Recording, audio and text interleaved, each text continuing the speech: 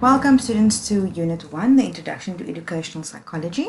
In this video, we'll briefly have a look at what will be covered in this module. We have done a bit of this already in the introductory video, but we'll touch on it a little bit more as we progress through this video. We will then have a brief look at Unit 2, which is the history of educational psychology, just to frame what we'll be doing this unit. And then we'll end off with a brief look at the various developmental domains, which will be covered in the last unit of this module. So educational psychology, as we find it today, has gone through many evolutions, and various iterations of educational psychology exist. What we find today is what has progressed over the years in terms of how it fits into society and what we need within the educational sphere.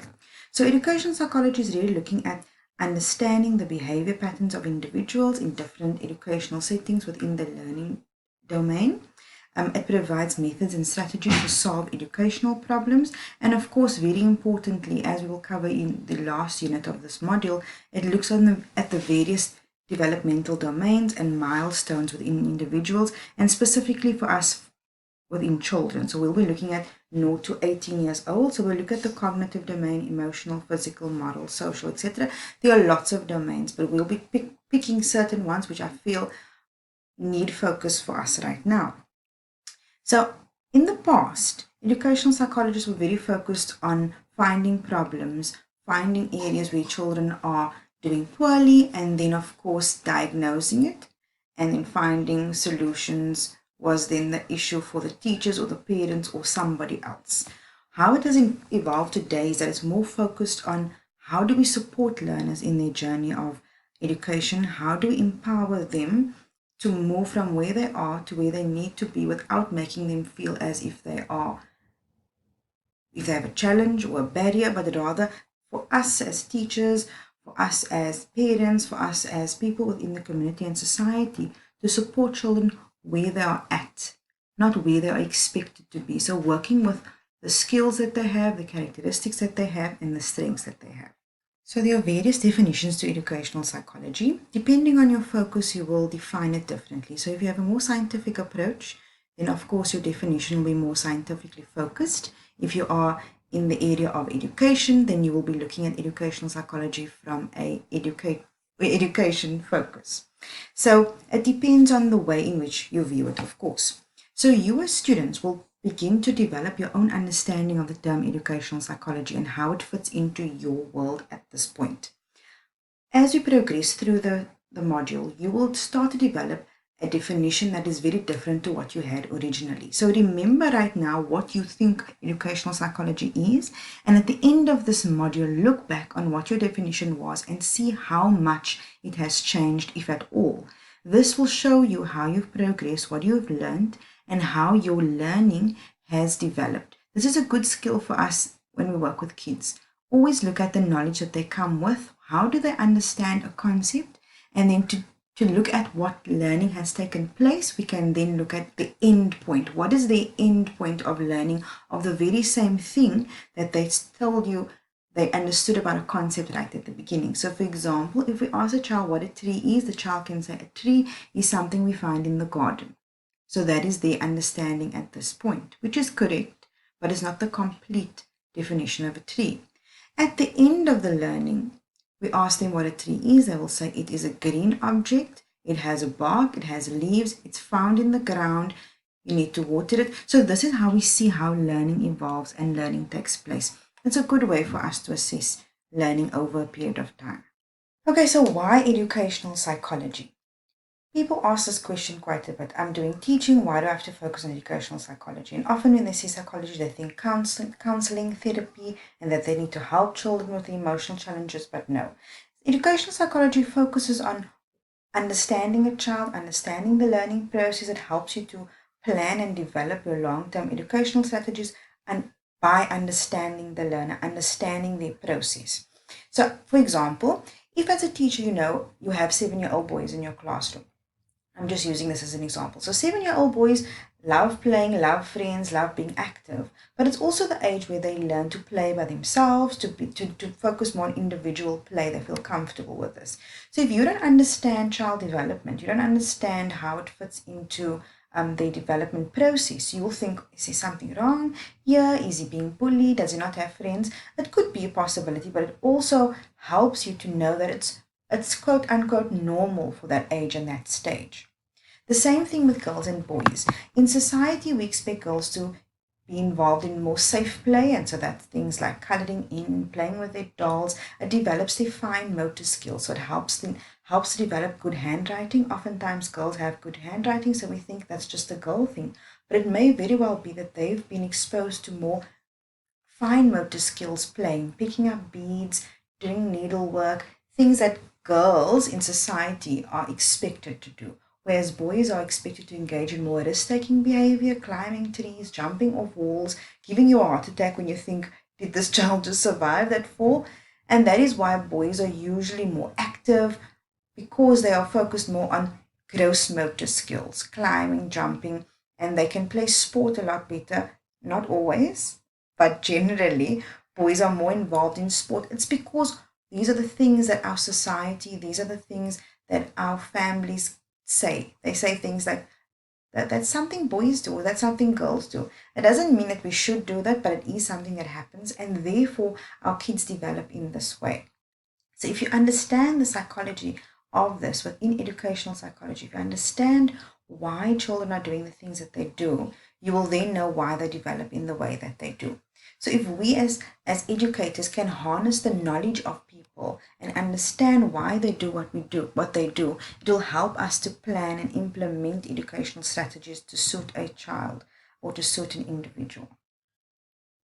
And of course, the rest of the points here are also important. Educational psychology helps to identify areas of growth in our education system. Definitely, if we notice that we're not focusing enough on, for example, fine motor skills, just a basic example, we can then identify that. It helps to identify potential educational pitfalls and identifies and studies learning methods to better understand how people absorb and retain information, and therefore allowing you to be more inclusive and individually focused.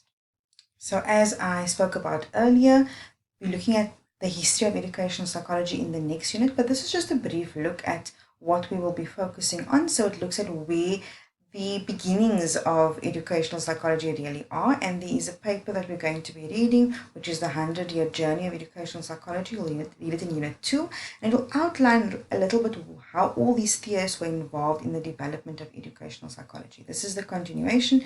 So you'll see people like, let me go back very quickly, you'll see people like Locke, and how his work, we can actually see where his work in the areas of behaviorism, or rather the work in his area has affected behaviorism, and Skinner's work is sometimes connected to his, as well as Thorndike in the area of behaviorism. So we'll talk about it a little bit more in detail in the next unit. Throughout this module, we'll also be looking at the theories of development and how they relate to education. So Piaget's stages of cognitive development, and then the stages of psychosocial development as introduced and proposed by Erik Erikson, which is very important for you to understand, because it helps you to know children at the various stages within their development. And it's actually very effective in you looking at the milestones, or looking at what the milestone should be for children. This is the scaffolding and zone of proximal development, this one over here, proposed by Lev Vygotsky. We'll be looking at that too. And of course, the bioecological model is something that we're going to have a huge focus on as well. So the tenet of developmental domains is extremely important within this module and generally within education. For us to understand, as I said earlier, the development of a child is extremely important. So we'll be focusing on the intermediate phase, yes, but we'll also be looking at the stages prior to that and post that. Why? We need to know what a child has gone through, what the experiences have been, what milestones they have achieved or missed, and that is why they are where they are in terms of the intermediate space. And then, of course, where they need to be, because we need to know where we need to move our kids from. Yes, of course, we're looking at them as an individual. We're looking at them as what their abilities and strengths are. But we also know that they need to go to, for example, to high school. We also know that they need to develop to be able to deal with puberty, for example. So how do we prepare them for those various life cycles and life changes is an important consideration for us within the developmental sphere. We will look at biological components, cognitive components, social and personality, mental and physical health. All of this is a holistic view of a child. Within the developmental domains, I spoke earlier about the gross motor, fine motor skills, communication, cognitive, social, and adaptive domains are also something that needs to be focused on, because your child has one child has various levels and domains that they are made up of, if I can say it in that way. A child is not just one thing. A child has gross motor skills, so they can move their limbs. They have fine motor skills, they can write on the board.